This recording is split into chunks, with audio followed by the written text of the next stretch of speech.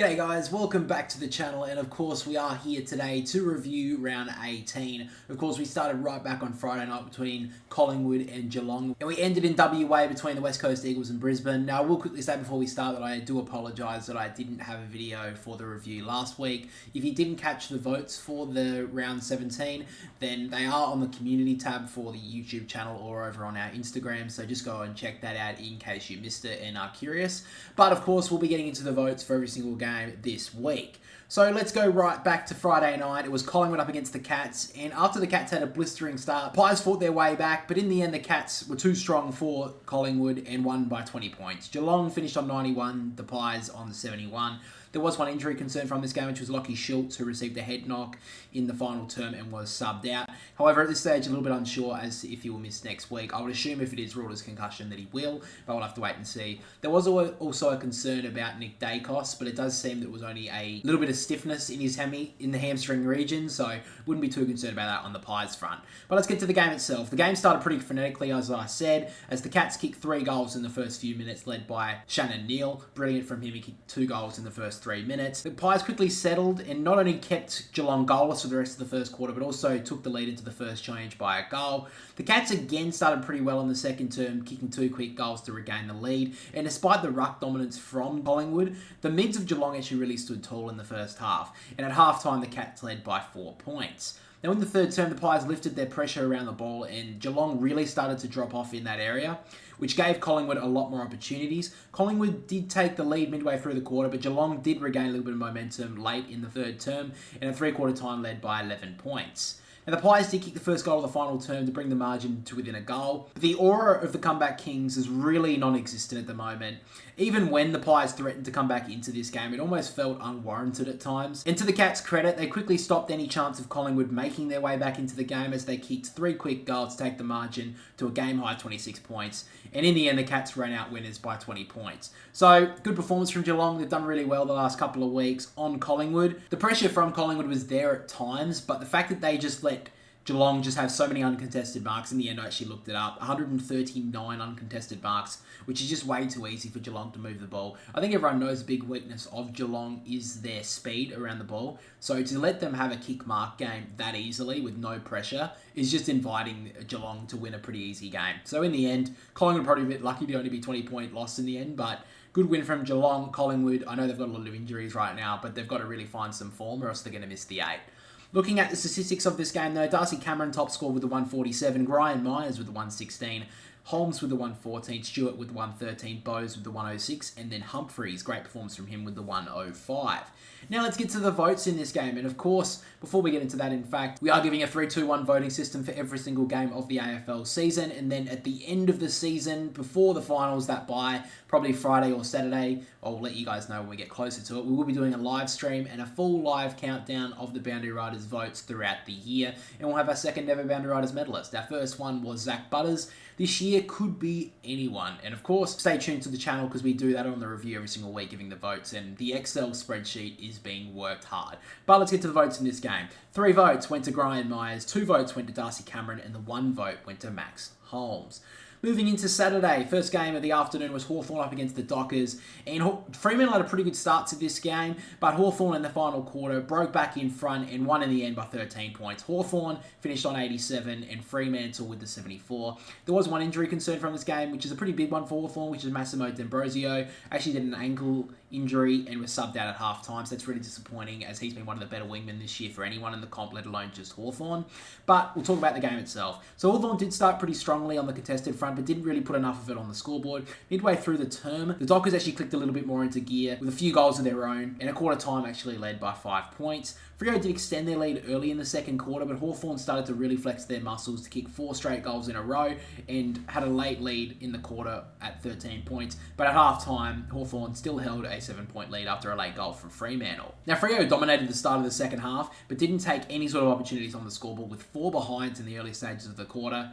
But they did soon after kick 3 goals straight to take a 16-point lead. However, both teams traded goals late in the quarter, and at 3/4 time, the Dockers only held a 9-point lead, setting up for a big finish in the final term. Now, Hawthorn did kick the first 2 goals of the final term to regain the lead. The Dockers took the lead back soon after, But then the Hawks had one final surge, and that proved enough to beat the Dockers in the end. They were stronger in the clinches when it mattered. They kicked 3 goals in a row and saw the Hawks hold on to a 13-point lead in the end. So a great performance from Hawthorn. I'm a little bit surprised that so many people were picking Fremantle for this game because it was in Tasmania. Hawthorn did have to have a down week. They're a very young side, and they were going to have that against Geelong last week. So it was a really good response from Hawthorn. They still keep their finals hopes alive, and Fremantle, right now, they're still fighting for that top 4 spot, which is good to see, but they did really need to win this game if they were going to be a chance of making top 4 this year.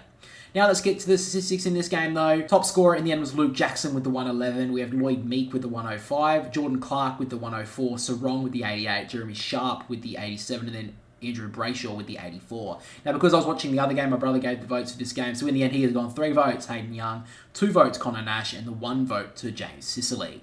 After that, though, pretty big shellacking in the end from the Sydney Swans. They're finally back on the winners list. They won against North Melbourne by 79 points. Sydney Swans, 138. North Melbourne, 59. There was one injury concern for the Sydney Swans. Really unfortunate. It was Justin McInerney.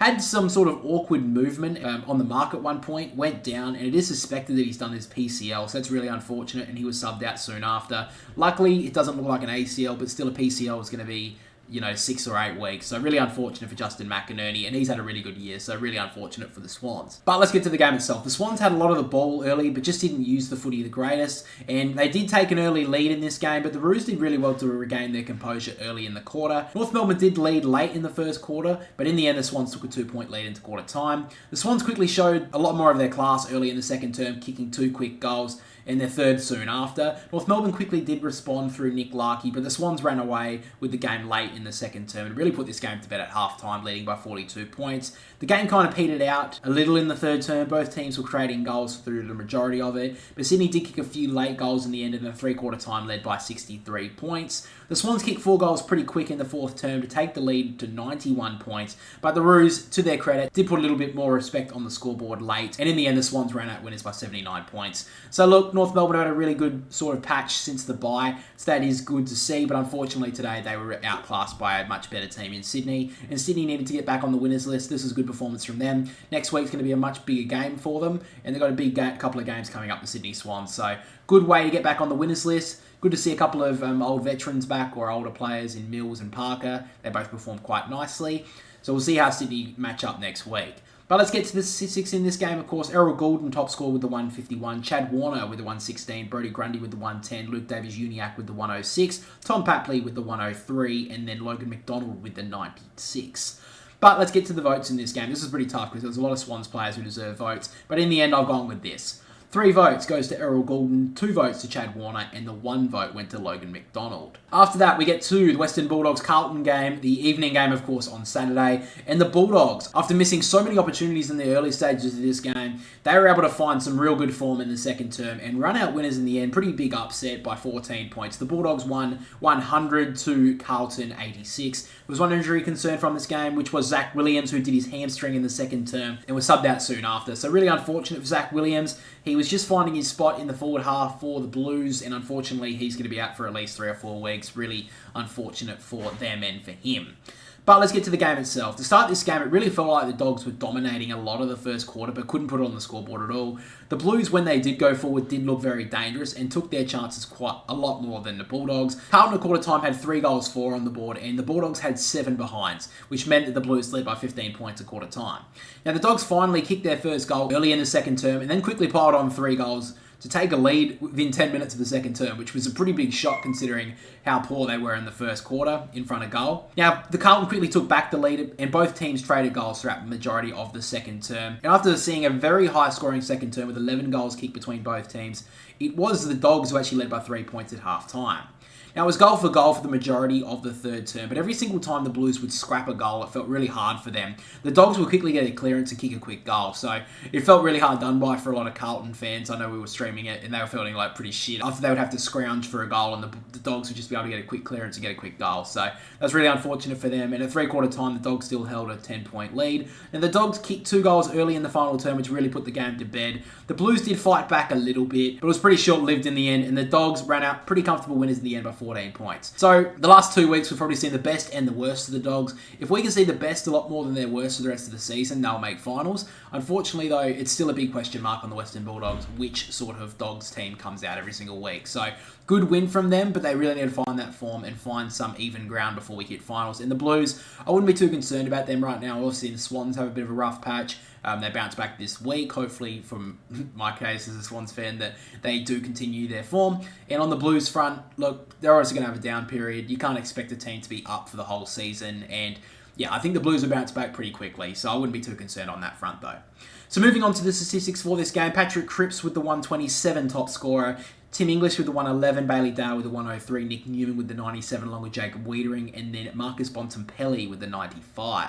Now let's get to the votes in this game. So 3 votes in the end went to Jamara Ugle-Hagan, 2 votes went to Patrick Cripps, and the 1 vote went to Bailey Dale. Now the reason why Jamara Ugle-Hagan has actually got the votes here is he was involved in basically every single score, it felt like, especially in the second half for the Bulldogs. He was massive. I know Jacob Wiedering had a lot of intercept marks early in this game, but when Jamara started to compete a lot better, I felt like the Dogs, that was a real reason why the Dogs got over the line. And some people can say he had the same amount of score involvements as Charlie Curnow, but the fact that Charlie kicked 3 goals 7, if he kicks 7 goals 3, they win this game, the Blues. So unfortunately, because they did lose and he missed so many opportunities that he should have kicked Charlie, that's why he didn't get into the votes here. So now we get to the first games on Saturday night. First game we'll take a look at is the Crows up against St Kilda. And it was a pretty tight game for the majority of the night in really poor conditions. But in the end, the Crows ran away in a final quarter blitz to win by 32 points. Adelaide finished on 71, St Kilda 39. So there was no injuries from this game, so let's get to the game itself. Now, like I said, there was a really soggy game of football, real wet conditions in Adelaide, so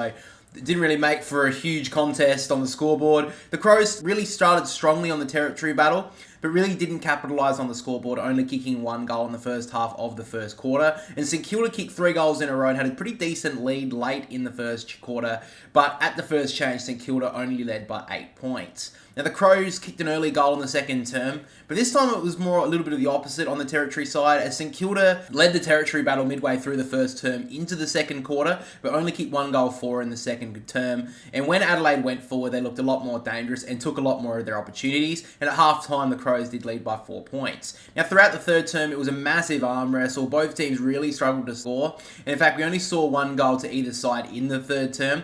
However, the Crows did kick 1 goal 5, so they really should have been further in front, but at three-quarter time, we're only up by 8 points. However, the Crows really took charge in the final term. They kicked the only 4 goals of the last quarter, and St Kilda really dropped off. It really felt like they fired their shot in the first 3 quarters and couldn't go with the Crows in the final term. Really good performance from Riley Thilthorpe as well, who came on as the sub and really looks good for the later parts of this year going forward for the Crows. The Crows were able to break away from St Kilda in the end and win by 32 points. So a good performance from Adelaide. They really needed a win at home, and I think most people expected them to win it. So good win from Adelaide. St Kilda down in the bottom 4 right now. Filippo played really well, but other than that, a lot of the young players didn't really play that well. And in the end, I think the Swans game last week, they did really well to win that game, St Kilda, but they kind of dropped off from that performance against the Crows. So looking at the statistics of this game, top scorer in the end was Rowan Marshall with the 145, Rory Laird with the 133, Jordan Dawson with the 114, Riley O'Brien with the 111, Ben Keys with the 110, and then Wanganeen Miller with the 108.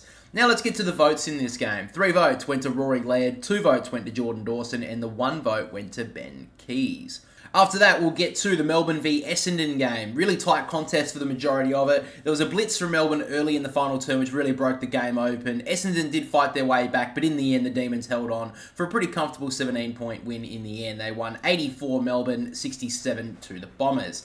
So despite Melbourne kicking the first goal of this game, it felt around the ball that Essendon really brought a lot more of the pressure early in this game. Essendon did hold a 2+ goal lead late in the first term, but Melbourne did respond with a couple of their own to only be down by 1 point at quarter time. So after 2 quick goals early in the second term from Melbourne, it really felt like a lot more of an arm wrestle for the rest of the quarter, and we only actually saw 1 more goal kicked from either side going into half-time. The Demons did lead by 13 points though, and again it was another tight quarter in the third term with both teams really struggling to kick goals. In fact, we actually only saw 3 goals between both the sides in the third term. And in fact, Essendon only kicked 3 goals between the second and third quarters. So they really couldn't find an avenue to goal. And they even subbed out Peter Wright in the third term, I believe, through no injury. So it really showed that they had to find it a different way towards goal. So moving into the final term, even though the Bombers did kick the first goal of it, we really saw Melbourne basically take over this game in the first half of the final quarter. Melbourne kicked 5 straight goals to take the lead over 40 points. And to Essendon's credit, they did kick 5 goals in response, but the margin in the end was way too much. And Essendon really couldn't do much about it. Melbourne ran out pretty comfortable winners in the end by 17 points. So this is a wonderful win from Melbourne. They have come from absolutely nowhere to win this game without Max Gawn, without Christian Petrarca. They didn't even have a recognised ruckman. They were chucking Petty and Van Rooyen through the ruck for the majority of this game. So really good performance from Melbourne to really get this win out of nowhere. Essendon, this is a really disappointing performance. If they won this game, I think they could have moved into second spot. And right now they're back in that logjam between like 2nd and 13th. So Essendon, they need to be making finals from this point. They have played too well for a lot of this season to miss. And if they do miss, it's going to be I think it's a waste of a season for Essendon. So really poor performance from them. Melbourne, great performance. And they could make finals now after the last couple of weeks playing quite decently. I don't know if they can do much damage in finals, but get a couple of players back, see how they go. They could pull something out, Melbourne. So a really good performance from them. Moving on to the statistics of this game though. Looking at the top score, it was Nick Martin with the 143. Trent Rivers with the 126. Jai Caldwell with the 120. Jordan Ridley with the 111. Dylan Shield with the 102. And then Ed Langdon with the 99.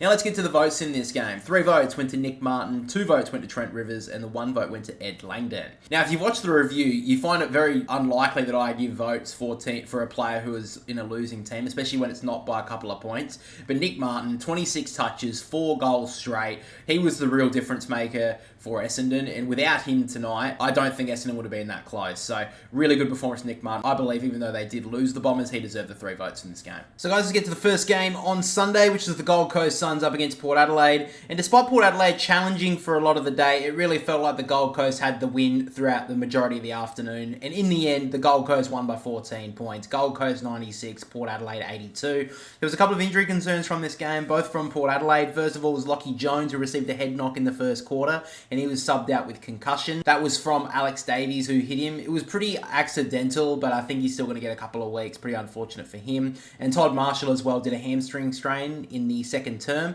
and he was ruled out soon after. So let's get to the game itself. Port Adelaide did kick the first goal of this game. The Gold Coast were quick to respond, but that was a pretty slow first quarter. Not many goals were scored in the first half of it. Pretty contested arm wrestle. Both teams traded goals throughout the majority of the first term, and in the end, Port Adelaide actually led by 4 points at quarter time. In the second term, the Gold Coast kicked the first couple of goals of it to regain the lead, and in fact kicked 4 in a row, which was probably the best run that any team had in this game. But both teams traded goals towards the end of the first half. In the end of it, Gold Coast led by 17 points going into half time. Now, Port Adelaide started really strongly in the second half. They kicked the first 2 goals to bring the margin back under 10 points. But the Gold Coast were quick to respond with 2 of their own. Port Adelaide really couldn't wrestle under 15 points for the majority of the third term. But they did kick 1 goal heading into 3-quarter time. The Gold Coast still led by 17 points. Now moving into the last quarter, the Gold Coast did kick the first goal of it, and it did feel like at that point that the Gold Coast had Port Adelaide done. Port did kick a goal pretty soon after to bring the margin back to what it was at 3-quarter time. But then the Gold Coast let Port Adelaide stay in this game. They kicked 1 goal, 6 in the final term. Port Adelaide did have a sneaky chance through Travis Boak getting a goal late to give them some sort of chance, but in the end the Gold Coast were good enough to hold on, and they won by 14 points. So a good win from the Gold Coast. I think a lot of people expected them to win it because it was at home. Port Adelaide, they're teetering on the 8 now. If they won this game, surprisingly, they would have been in the top 4, and it would have been very interesting to see how the Port Adelaide fans would have seen about that. So a good win from the Gold Coast. They have to do it away from home though, so not really a lot of talking points from their Gold Coast in the end. Let's look at the statistics in this game though. Zach Butters top score with the 133, Dan Houston with the 122, Noah Anderson with the 112, Travis Boak with the 108, Alir Alir with the 104, along with Connor Rosie. Now my brother gave the votes for this game, so he has gone, in the end, 3 votes Noah Anderson, 2 votes Will Powell, and the 1 vote to Sam Collins. So up next we have the Giants and the Tigers at the MCG, and the Giants, even though they were expected to win this game, it was still a good result for them winning at the MCG, which they have struggled to do in recent times. They ran out winners in the end by 24 points. Giants 108, Richmond 84. Good performance from the Tigers, but unfortunately did go down in the end. There were a couple of injury concerns from this game. Unfortunately, it was to both sides. The first one was Stephen Cornelio, who came off in the third quarter with an injury to his shoulder, and he was subbed out soon after, so that's really unfortunate. He's obviously been injury prone for a lot of this year. And then Tim Taranto came off in the final term after receiving a pretty heavy tackle from Toby Bedford, which will probably be looked at by the MRO, and was ruled out with concussion in the last quarter. Now let's get to the game itself. So to start this game, the Tigers started okay. They kicked the first goal of the game, but after that, the Giants really took control through the majority of the first quarter. They kicked the next 3 goals and had a pretty decent lead. But to the credit of the Tigers, they kicked 2 of the last 3 goals and were already down by 5 points at quarter time. Now both teams did trade goals throughout the majority of the second term until the Giants started to break away in the final half of the quarter, kicking 3 goals. But the Tigers did respond to bring the lead back to only 15 points to the Giants' favour at half time. Now the Tigers kicked the first goal of the second half to give themselves a little bit of a chance, but in the end of the day, every single time the Tigers tried to threaten to come back, the Giants would just kick a couple of goals just to keep them at bay. They did the same in this quarter as well, leading at 3-quarter time by 31 points. Now, the Giants really put this game to bed early in the last quarter. They kicked the first goal of it. The Tigers did threaten to come back. They finally got some goals in a row. This was, I think, the first time they got goals in a row. They kicked 3 in a row to bring the lead back to under 20 points. But then the Giants kicked a couple of goals late just to stretch the margin out to a comfortable 24-point loss in the end. So a good win from the Giants. They've jumped into the 8 now. We're going to take a look at the ladder in a minute, which has been a crazy round for the ladder positions. But good win from the Giants. They really needed that win. And the Tigers, unfortunately, are still locked at the bottom of the ladder. So let's move to the statistics in this game. Top scorer in the end was Kieran Briggs with the 140. Great performance from him. Lockie Whitfield with the 132. Tom Green with the 123. Toby Nankervis with the 117. Tom Green with the 95. And then Toby Bedford with the 94. Now let's get to the votes in this game. 3 votes went to Toby Green. 2 votes went to Kieran Briggs. And the 1 vote went to Tom Green. Now, I'm going to have to remember to try and fix that up in the edit so we know which one's which, but I will know. But finally, let's move to the final game of round 18, which was the West Coast Eagles up against the Brisbane Lions. Obviously, West Coast have gone through a lot this week, and they did really well to keep competitive throughout the game, but in the end, the Lions showed their true colours and won by 13 points. The Lions finished on 106, the Eagles 93. There was a couple of injury concerns from this game. Unfortunately, both of them were on the West Coast side. Liam Duggan was concussed in the second term after a heavy hit and was subbed out after a heavy tackle from Charlie Cameron, and he was subbed out soon after. And Tyler Brockman, who actually started as the sub, received an ankle injury in the third term and took no further part in the game after that. So let's move to the game itself. The Eagles did kick the first goal of this game, which really got the crowd up and about, but the Lions slowly worked their way into this game midway through the term. However, the Eagles did threaten to take the lead, but the Lions late in the first quarter did kick 2 late goals and took an 8-point lead into quarter time. Now, it was a pretty slow start to the second term. No really team scored much in the first 10 minutes. Both teams traded goals, but the Lions tried to break away late. They were up by 16 points, but a late goal from the Eagles brought it back to within 10 points at half time. Now, the Lions kicked 2 quick goals to start the third quarter, but we saw 5 goals kicked between both sides in the first 5 minutes of the third term, which was really interesting. The Eagles were able to break back to within 2 goals midway through the term, but again, the Lions, just every single time the Eagles threatened to break back into this game, the Lions were able to break away. And close to 3-quarter time, they had a game-high 23-point lead, but the Eagles did kick a late point to bring it back to 22 points at 3-quarter time. Now, the Lions kicked the first goal of the last quarter, and it did feel like the game was over. The Eagles did kick 2 goals quickly in response, and did give themselves a late chance as both teams did trade goals. But at the end of the day, the Lions held the Eagles at bay and won by 13 points. So a great win from the Brisbane Lions. It's crazy to say that they are in the top 4 right now, the Lions, after having a really poor start to their year. But great job from Brisbane. West Coast, it was a good response. Obviously, with the sacking of Adam Simpson, or him leaving, or whatever you want to call it. Schofield had a pretty good first game as coach, but at the end of the day, he is an interim coach, so I don't really know how much you can really give to him. But let's get to the statistics of this game, of course, and then the top scorer in this one was Lockie Neal with the 133, Hugh McCluggage with the 124, Liam Ryan with the 108, Josh Dunkley with the 106, Tim Kelly with the 100, and then Oscar McInerney with the 98. Now let's get to the votes in this game. 3 votes went to Lockie Neal, 2 votes went to Hugh McCluggage, and the 1 vote went to Oscar McInerney.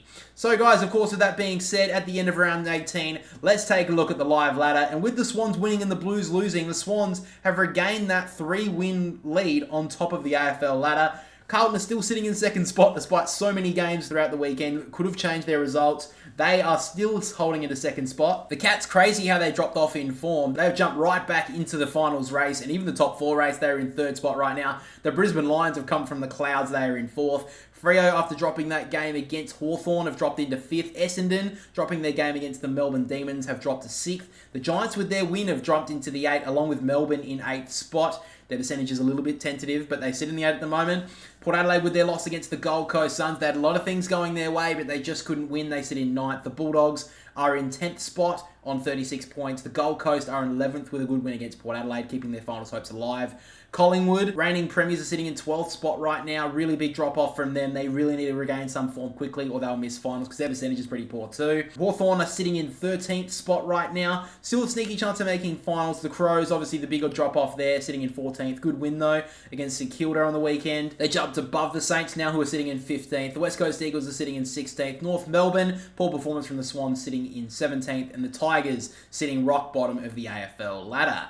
But guys, that is all we have for the review of round 18. I really appreciate you guys watching and listening. If you did enjoy it, make sure to like and subscribe onto the channel. We're growing like crazy, so I really do appreciate the support. And if you are listening to this on Spotify, I've seen a lot of support going over there recently, so I really do appreciate it. Make sure to leave us 5 stars and also make sure to follow so you're notified on the review, the podcast, and the trade rumor videos that we drop every couple of months towards the trade period coming to light. But guys, again, thank you for listening, thank you for watching, and we'll catch us all next week.